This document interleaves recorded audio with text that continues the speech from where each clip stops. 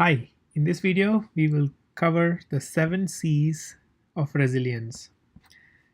As an engineering manager of a team or a leader or an adult in your family, we need to recognize that each one of our direct reports or family members or your kids need an opportunity for growth and flexing their abilities. They all have talent that they come with, and we need to grow them. We need to give them the room to make mistakes and make sure that we do not convey damaging messages through our thoughts or even our actions that convey to them that we don't believe that they are capable. So, these 7 C's of resilience will help us to understand how we can give that protection to our kids, to our team members, to our family members, so that they can take chances that we are going to be 100% behind them, and we will model the right behavior. For example, before we get into the details, let's take an example. If we have a long day at work as an adult, and we have a tiring day, very stressful day at work, and after coming home, if we slump on the sofa, watch the TV, eat food because we are anxious, overeat food because we are anxious, then we are sending a wrong signal on how to deal with stress to our kids. And so we need to pay extra attention on what behavior we send out because they are watching us. They're watching us more than what they're listening to us. So let's get into the details of what are these 7 C's of building resilience so that we give everyone in our team, everyone in our family, every kid an opportunity so that they can express their strengths in a big way. So these are the 7 C's, and we'll go into the detail of each one of them. First, competence. Second, confidence. Third, connection. Fourth, character. Fifth, contribution. Sixth, coping. And seventh, control. These are the 7 characteristics that we need to build so that we can have full play of each of our strengths as kids, as team members, as family members. So let's get into each one of them in detail. Competence. So this is the basis. This is where everything starts.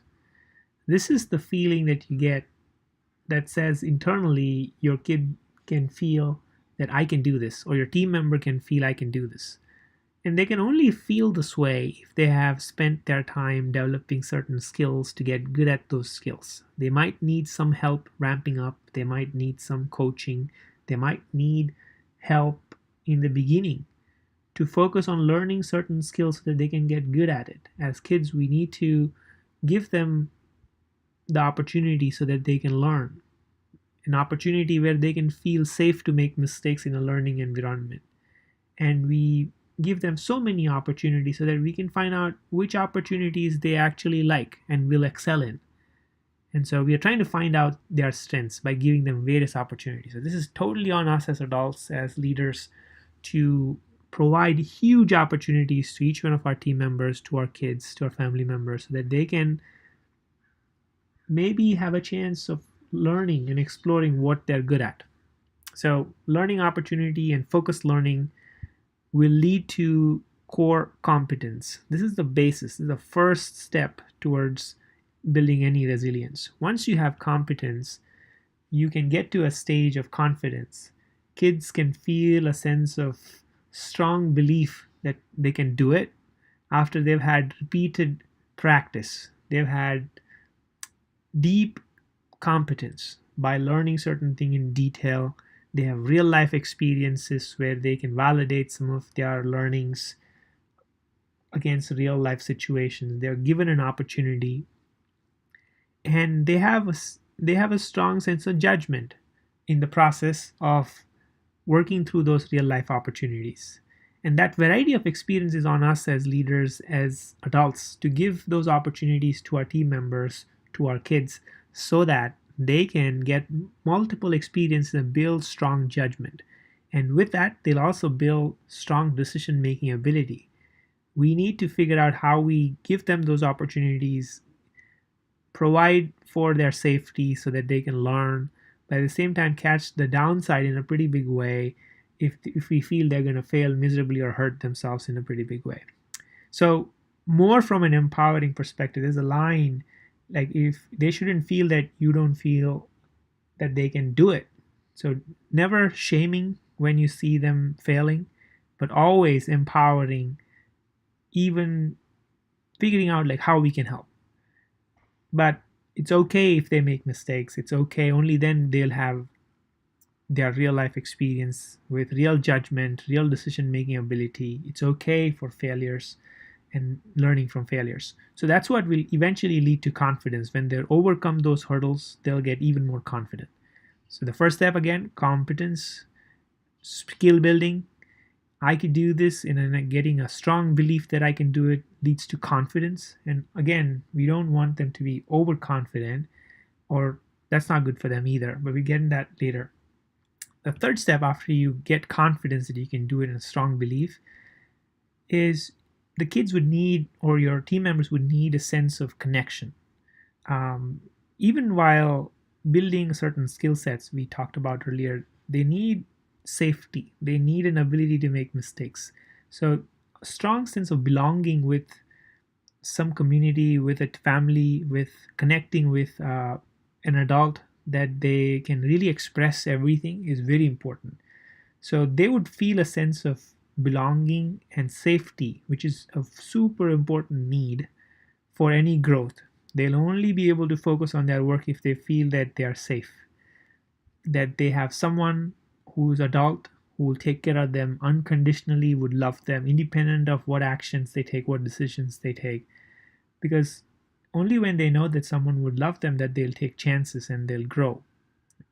But they have this constant feeling of safety, that there's someone who will take care of me. Eventually, this safety needs to come from within, but in the beginning, kids would need a deep sense of connection. Only then, if they're connected to someone, that they will be able to express to those adults issues that they're facing, conflicts that they're facing in their mind, emotional disturbances that they're facing. They'll be able to express as is and resolve it. So this sense of belonging, sense of safety is very, very important factor towards building resilience. The fourth pillar is character, which is we need to instill in our kids and in our team members values, certain principles that tell us what is right, what's wrong, what is it that's not negotiable.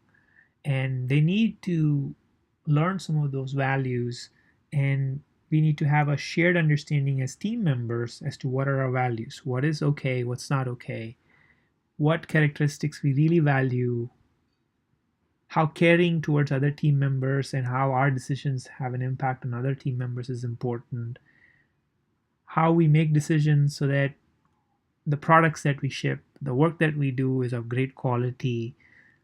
All of that is around defining values. So if a person has a deep sense of values, a kid growing up has a deep sense of values towards caring for someone, not getting immediate satisfaction or immediate gratification with quick pleasures versus delayed gratification.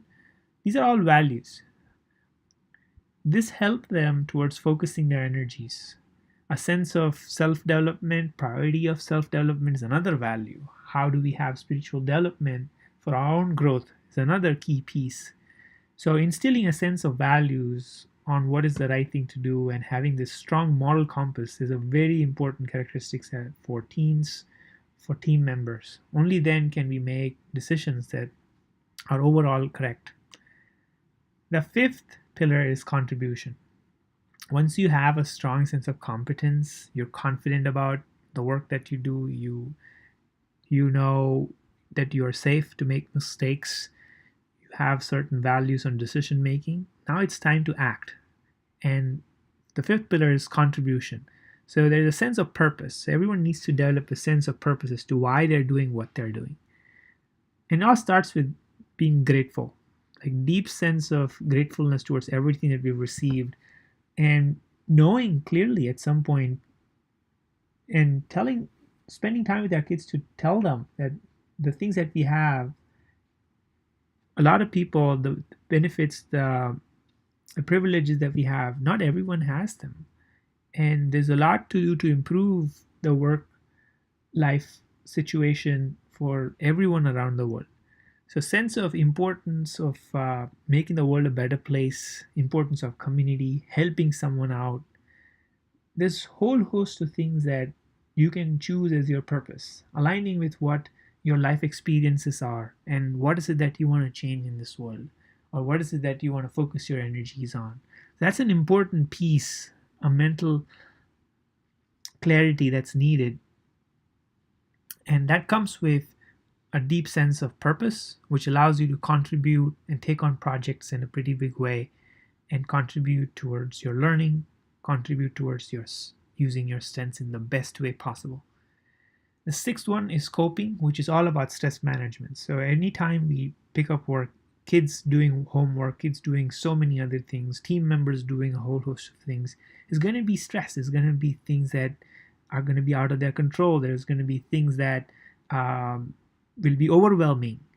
How do we ensure that we as leaders, we as adults, model positive behavior is very important because they'll copy us.